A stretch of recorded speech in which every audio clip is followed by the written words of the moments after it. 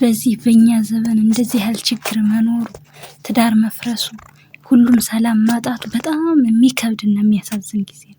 ስለዚህ እኛ ወጣቶች ሰላምን እንፍጠር፣ ሰላምን እናንጣ። ሰላም ከሩቅ አይመጣም፣ ሰላም ከራሳችን ይጀምራል። ስለዚህ ራሳችን ሰላም ለማድረግ ደግሞ ቀድመን ራሳችን ላይ መስራት አለብን። ደካማ ጠንካራ ጎናችንን አውቀን ራሳችን ላይ እንስራ። ራስን መስራት ከባድ ነው። እኔ እንደማወራው ቀላል አይደለም። ግን ቢሆንም ራሳችንን ሰርተን ቤታችንን ትዳራችንን ሰላም እናድርግ። እንዲሁ በዚህ ዘመን ብዙ ትዳሮች እየፈረሱ ይገኛሉ። ለምንድነው የሚፈርሱት?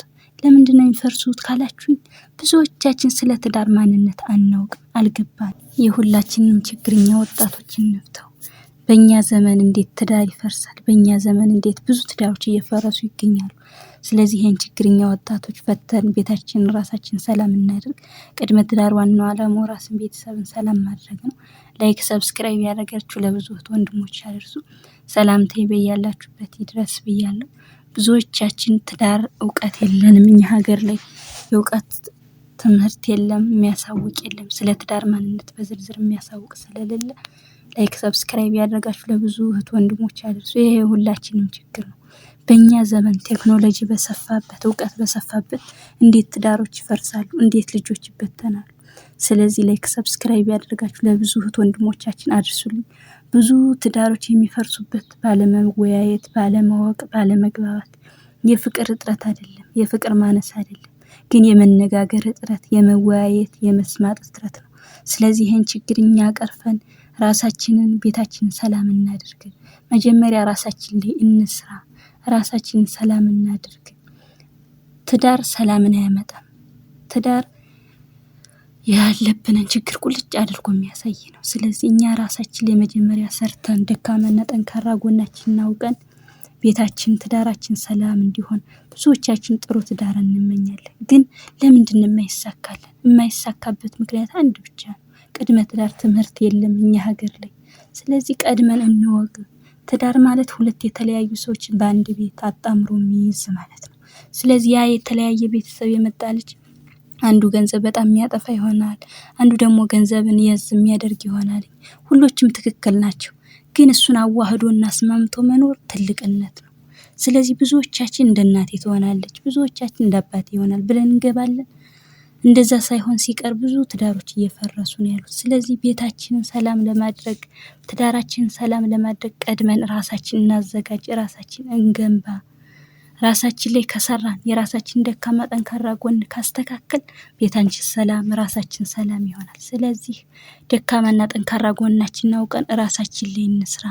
እኔ እንደምላችሁ ራስ ላይ መስራት ቀላል አይደለም። ሰው ጋር ከሆነ ያን ሰው መተው ይቻላል፣ ግን ራስን መግዛት በጣም ከባድና አስቸጋሪ ነው። ስለዚህ ራሳችንን ገንብተን ራሳችን ላይ ሰርተን ራሳችንን አቸንፈን ራሳችንን ሰላም እናድርግ። ጥሩ ቤተሰብን ጥሩ ትዳርን እንመስረት። ብዙዎቻችን እስኪ ልግባበት ያሁን ዘመን ትዳር እንላለን። እንደዚህ መባል የለበትም። ትዳር ደስ የሚል ህይወት ነው። በጥሩ ሰዎች ላይ ከተገኘ ትዳር ደስ የሚል ህይወት ነው። ስለዚህ ትዳራችን ያማረ እንዲሆን ጥሩ ቤተሰብ እንዲመሰረት ራሳችንን ማንነታችንን ገንብተን ወደ ጥሩ ትዳር እንግባ። ብዙዎቻችን በዚህ ሶሻል ሚዲያ ዘመን በቃ መናገር ስለቻልን ከሌ እንደዚህ አድርጎኝ ከሌ እንደዚህ አድርጋኝ እንደዚህ ነው በቃ የወቀሳ ብዛት ነው የሚወርድ። ግን ችግሩ ከትዳሩ ነው ወይንስ ከኛ ነው? እስኪ ኮሜንት ላይ ጻፉልኝ። እስኪ ኮሜንት ላይ ጻፉልኝ ሁላችሁም ያላችሁን ሀሳብ። ስለዚህ ችግሩ ከኛ ነው። ቀድመን ስለ ትዳር ማንነት አላወቅንም። ስለ ትዳር ግንዛቤው የለንም። ራሳችን ላይ አልሰራንም። የራሳችን ጠንካራና ደካማ ጎን አላወቅንም። ስለዚህ ራሳችንን አውቀን ቤታችንን ሰላም ራሳችንን ሰላም እናድርግ። ትዳር ህይወት ነው። እንዴት ሰው በህይወቱ ይቀልዳል?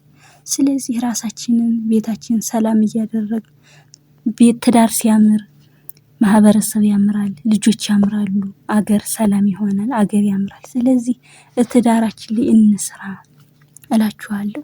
በሌላ ቪዲዮ ደግሞ በቀጣይ ስትንገናኝ ሰላም ሁኑልኝ። ላይክ ሰብስክራይብ ያደረጋችሁ ለብዙ ወንድሞች አድርሱልኝ። ይሄ የሁላችንም ችግር ነው። ሰው እንዴት በዚህ ቴክኖሎጂ ዘመን እንዴት ትዳሩ ይፈርሳል? ስለዚህ ራሳችን ማንነታችንን አውቀን እንገንባ፣ እንስራ ራሳችን ላይ እላችኋለሁ። ሰላም ሁኑልኝ። በሌላ ርዕስ እስከምንገናኝ ቀጣዩ ላይክ ሰብስክራይብ ያደረጋችሁ ተቀላቀሉን ቤተሰብ ሆኑን።